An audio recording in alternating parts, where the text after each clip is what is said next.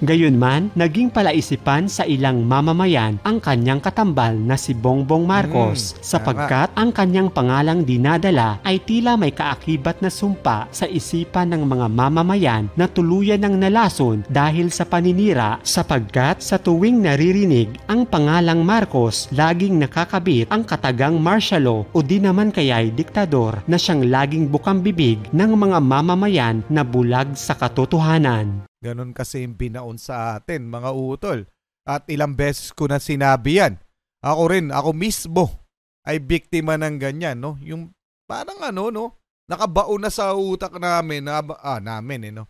Habang lumalaki, yung mga batang pinanganak ng 80s and 90s, habang lumalaki kayo, yun yung naririnig nyo sa lahat, halos sa lahat, okay? Yung paninira o kasiraan o kasamaan ng mga Marcoses. So lalaki kayong ganon. Hanggang matutunan nyo o malaman ninyo yung kabilang side naman ng istorya. So isa ako sa mga kasama sa mga kabataang na para nabuyo lang, 'di ba? Nung fad, nung kung ano pa man na binabaon nang hindi nyo naman nalalaman ang talagang katotohanan, mga utol, tungkol mga karunungan, kaalaman, teorya, kasaysayan, hiwaga at mga bagong tuklas. Alamin natin.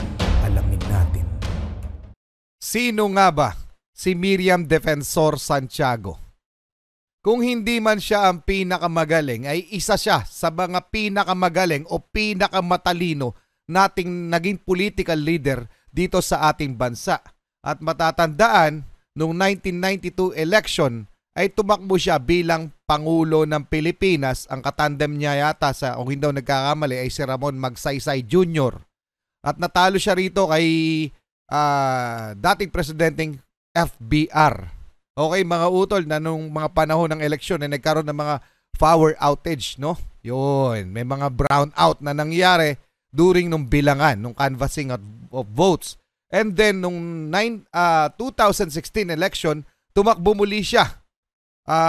Kalaban niya dito si ex-president Rodrigo Duterte. At si Rodrigo Duterte ang nanalo. Mga utol, ang running mate niya nun ay si Bongbong Marcos.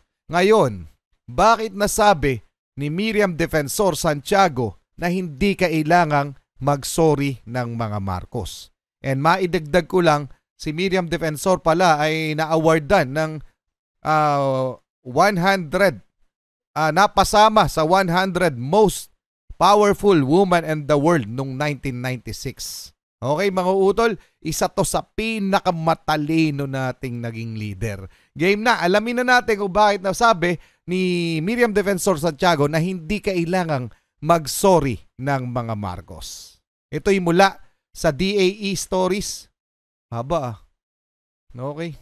DAE Stories. Subscribe niya, mga utol. Like nyo na rin yung video. Alamin na natin to. Dahil sa babaeng ito, ang bayang Pilipinas ay umani ng samut-saring karangalan sapagkat siya ang kauna-unahang Pinay sa Asia na nahalal bilang judge sa International Criminal Court o ICC sa United Nations at siya rin ang naglagay sa Pilipinas sa mapa ng mundo noong ika-21 siglo. Si Miriam Defensor Santiago ay kilala bilang isa sa the 100 most powerful women in the world ng Australian Magazine. Si Santiago ay talagang matalino. Siya ay magna cum laude ng Bachelor of Arts at cum laude ng Bachelor of Laws sa University of the Philippines. At siya ay nakakuha ng perfect grade na Plat 1 at 1.1 na perfect average grade sa kanyang undergraduate semester. Siya ay class valedictorian simula elementary, high school at hanggang college. Bukod riyan, siya rin ay nag-aral abroad at nagkamit ng Master of Laws and Doctor of Juridical Science sa Universidad ng Michigan sa United States. Si Miriam Defensor Santiago ay mahilig mag-aral. Sa katunayan ay natapos niya ang kanyang postdoctoral studies sa iba't ibang panig ng mundo. Kabilang sa mga eskwelahang kanyang pinasok ay ang Oxford University, Cambridge University, Harvard University, University of California at Berkeley. Stanford University at sa Academy of Public International Law at the Peace Palace ng The Hague, Netherlands. Grabe, no? Si Miriam Defensor Santiago ay naninilbihan na may record of excellence sa 3 sangay ng pamahalaan. Sa sangay ng hudikatura, siya ay naging presiding judge ng Regional Trial Court sa Quezon City, naging Immigration Commissioner at Agrarian Reform Secretary sa sangay ng ehekutibo at naging senadora na nagsilbi sa loob ng 3 termino sa sangay ng lehislatura. Grabe yung resume, mga utol, no? Anyway, maidagdag ko lang, no? Na natapos niya pala yung masters niya ng 1 taon lamang at yung kanyang doctorate ng 6 na buwan lamang. Napakatalino talaga nito ni Madam Miriam Defensor Santiago. Isa to sa mga idolo kong leader natin o senador natin. Isa to sa mga iniidolo ko. At aaminin ko, nung nakaraang eleksyon, ito po ang binoto ko, si Miriam Defensor. Okay, mga utol, hindi si Rodrigo Duterte. Okay? Sa kanyang napakahusay na paninilbihan sa pamahalaan, bumuhos sa kanya ang napakaraming pagkilala at mga awards. Siya rin ang senadora na may pinakamaraming batas na isinulat at ipinasa. Nakita mo itong libro na ito, Rules of Court Annotated by Miriam Defensor Santiago. At maliban dyan, 30 libro ang sinulat ko. Yan, lahat na yan. Ininsulto ako ng aking mga kapwa senador. Mga inggitero. Si Miriam Defensor Santiago ay may katapatan sa bayan na hindi matutumbasan ng anumang halaga. Sa katunayan, sa kanyang paninilbihan bilang senadora, sinimulan niya ang investigasyon ng National Plunder na humantong sa pagbubunyag ng malawakang korupsyon sa Senado. Ito ang kontrobersiyang pork barrel o PDAF kung saan ang bawat senador ay tumanggap ng 2 milyon bilang kanilang Christmas gift at ang pera ay kinuha sa pondo ng bansa. Tanging si Miriam Santiago at 2 pang hindi pinangalanang senador ang hindi tumanggap ng naturang nakaw sa kaban ng bayan na Christmas gift. Napaka-controversial niyan dati, mga utol, pero mo naman, so, hindi yan napatunayan. Pero palagay ko, hindi naman yan lalabas kung hindi nangyari. Pero nga, 3 nga lang according sa lumalabas, 3 lamang silang hindi tumanggap ng 2 million Christmas gift na ito, mga utol. Okay, tuloy na natin. Taong 2016, si Senador Miriam Defensor Santiago ay tumakbo sa pagkapangulo. Bagaman, siya ay 2 beses nang nabigo sa halalan sa nagdaang taon, partikular noong taong 1992 at 1998 sa parehong posisyon. Sa halalan... Tumakbo nga pala siya nung kay Herap. No? Anyway, maisingit ko lang. Palagay nyo ba, mga utol, sa mga nakaabot noong 1992 election, yung mga botante na o kahit hindi pa botante, pero kung naaalala nyo, palagay nyo ba, nagkaroon ng dayaan between FBR at kay Miriam Defensor? Kasi, ewan ko nagkaroon ng brownout, mga utol, kaya siya natalo, parang ganon. So, ewan ko, mga utol, pero ako palagay ko, pwede. Pwede sabi ko pwede. Okay? Gusto ko malaman kasi yung inyong mga komento. Ito, para sa akin, no? Bakit hindi naging presidente si Miriam Defensor? Sayang. Diba yung paano niya banggain yung mga nasa Senado? Talagang kinakawawa niya rin, mga utol. Anyway, isa to sa mga idolo kong tao. Bilang ang mga iniidolo kong tao. Sa politika, Isa to. Okay, mga utol. Si Miriam Defensor Santiago. Tuloy na natin. 2016, naging running mate ni Santiago si Bongbong Marcos. Ito ang tambalang hindi malilimutan ng lahat dahil naging pabor sa maraming kabataan ang kandidatura ng 2 iniidolong maging pinuno ng bansa. Ang tambalang Santiago at Marcos ay nagpapahalaga sa good governance. Gayon din, si Miriam Defensor Santiago ay nangako na kanyang lalagdaan ang Freedom of Information Act bilang isang mahalagang instrumento sa pagtataguyod ng public accountability. Plano rin ni Santiago na labanan ang illegal drugs at alisin ang korupsyon sa bansa, magkaroon ng reforma sa tax system at pagpapalago sa kakayahan at kasanayan sa paglilingkod sa bayan. Nais rin ni Santiago na mag-invest sa pampublikong infrastruktura, sektor ng agrikultura at sa mga institusyon ng gobyerno. Gayunman, naging palaisipan sa ilang mamamayan ang kanyang katambal na si Bongbong Marcos sapagkat ang kanyang pangalang dinadala ay tila may kaakibat na sumpa sa isipan ng mga mamamayan na tuluyan ng nalason dahil sa paninira sapagkat sa tuwing naririnig ang pangalang Marcos, laging nakakabit ang katagang martial law o di naman kaya'y diktador na siyang laging bukang bibig ng mga mamamayan na bulag sa katotohanan. Ganon kasi yung binaon sa atin, mga utol. At ilang beses ko na sinabi yan. Ako mismo ay biktima ng ganyan, no? Yung parang nakabaon na sa utak namin, no? Habang lumalaki, yung mga batang pinanganak ng 80s and 90s, habang lumalaki kayo, yun yung naririnig nyo sa lahat, halos sa lahat, okay? Yung paninira o kasiraan o kasamaan ng mga Marcoses. So lalaki kayong ganon. Hanggang matutunan nyo o malaman ninyo yung kabilang side naman ng istorya.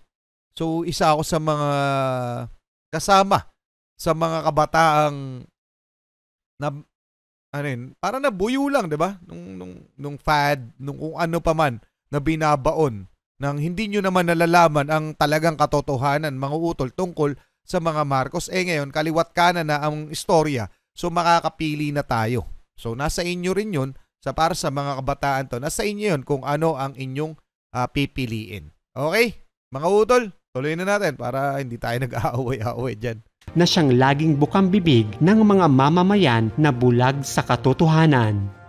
Dahil dito, dumepensa si Miriam Defensor Santiago at kanyang sinabi na hindi siya nagkamali sa kanyang desisyon na piliin si Bongbong Marcos bilang kanyang running mate sapagkat ayon sa kanya, ang katotohanan ay mananatiling katotohanan at ang hustisya ay mananatiling hustisya at ang buhay ay hindi isang matuwid na linya dahil ito ay nagbabago rin. Dagdag pa ni Santiago, magkaiba ang ideolohiya ng mga magulang ni Bongbong Marcos sa kanya at hindi kailangan mag-sorry ng pamilyang Marcos dahil una sa lahat, hindi naman pamilya ang naupo sa katungkulan at nag-set up ng curfew at nag-regulate ng firearms. Ayon pa kay Santiago, ang batas militar ay hindi isang resulta ng desisyon ng pamilya, kundi desisyon sa patakaran ng ehekutibong sangay at mga tagapayo ni dating Pangulong Ferdinand Marcos. Napakaganda nung argument, nung binigay na premises, yung punto. Napakaganda knowing Miriam Defensor Santiago, hindi ito desisyon ng pamilyang Marcos. Yung martial law o masama ang tingin ng mga tao doon, ito po ay desisyon ng buong gobyerno, ng executive body, ng senador at ng mga kongresista, kasama ang Pangulo. So yun po yung desisyon ng majority ng mga namumuno sa executive. Okay? May 3 branches lang tayo ng gobyerno, di ba?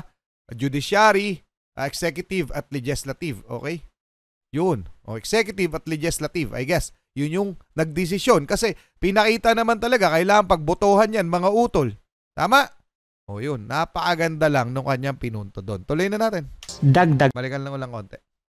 Firearms. Ayon pa kay Santiago, ang batas militar ay hindi isang resulta ng desisyon ng pamilya, kundi desisyon sa patakaran ng ehekutibong sangay at mga tagapayo ni dating Pangulong Ferdinand Marcos. Dagdag pa ni Santiago, kailangan na magkaroon ng forthright disclosure o tahasang paghahayag ng mga dokumento o mga kasulatan sa katotohanan sa kaganapan ng nakaraan, partikular sa panahon ni Pangulong Ferdinand Marcos. Sa totoo lang, dapat na maglabasan talaga ng mga dokumento para malaman natin yung katotohanan. Ang dami nang nagpapatunay, ang dami na yung mga taong mismong andon nung panahon ng 1980s. Yung mga involved na tao na inilalabas nila, binubunyag na nila yung mga itinago dati sa taong bayan. Dapat talaga maglabasan na ng Pero ako naniniwala ako doon sa mga tao na yon kasi nandun sila mismo sa pagkakataon na iyon.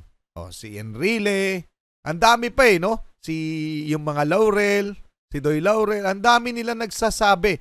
Tapos, Pag pinagtagni-tagni mo, yung mga pinagsasabi nila, pare-parehas. Sama mo na yung mga dating anti-Marcos, yung mga dating NPA, iisa yung sinasabi nila at iisa yung tinuturo nila.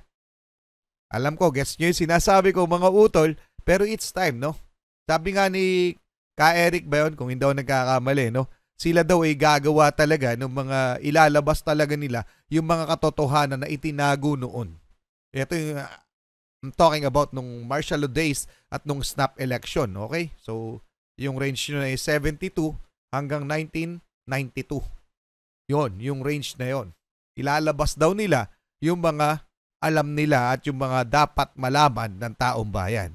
Anong komento nyo doon? Mga utol, pa-comment na lang. Tuloy na natin. Balikan lang natin konti. Partikular sa panahon ni Pangulong Ferdinand Marcos. Subalit, ang kaibig-ibig na tambalang ito ni Miriam Defensor Santiago at Bongbong Marcos ay bigla ang nabuwag sapagkat si Santiago ay pumanaw noong Setyembre 29, taong 2016 dahil sa kanyang stage 4 lung cancer. Ngunit nagpatuloy si Bongbong Marcos sa kanyang laban sa pagka-vice presidente, ngunit natalo dahil sa isang pandaraya. Kailangan na malinis ang pangalan ng mga Marcos at upang ito ay maisakatuparan, kinakailangan na makabalik si Bongbong Marcos sa Malacanang mula sa mga desisyon ng yumaong pinakamahusay na babae sa Senado. Napiliin si Bongbong Marcos na maging kanyang running mate sa pagkapangulo. Ito ay dahil batid ng dating senadora ang kakayahan at mabuting hangarin ni Bongbong Marcos. Ang mga akusasyon o mga paratang laban kay Bongbong Marcos na may kaugnayan sa kanyang ama ay napatunayang walang katotohanan at purong paninira lamang sapagkat nahalal na sa pagkasenador si Bongbong Marcos at saksi si Miriam Defensor Santiago sa kanyang napakaganda, maayos at tapat na panunungkulan sa Senado. Ayan mga utol Ngayon eto napapansin ko lang to. Ito'y teorya ko lamang ngayong presidente na si Bongbong Marcos. Kung napapansin ninyo, napakagaling niya. Ginagalingan niya talaga. Hindi niya binibigyan ng pagkakataon yung mga oposisyon o yung mga bumabatiko sa kanya na magkaroon ng butas o butasan siya sa kanyang pamumuno. Punta dito, punta doon, galaw dito, galaw doon. Ganun ang ginagawa niya. Pinapakita niya sa kanya, sa lahat ng tao. Siyempre, unang-una na yung mga naniniwala sa kanya. Pero pangalawa dito, yung mga kumakalaban. Pinapakita niya na ako yung nararapat na nandirito sa posisyon na to.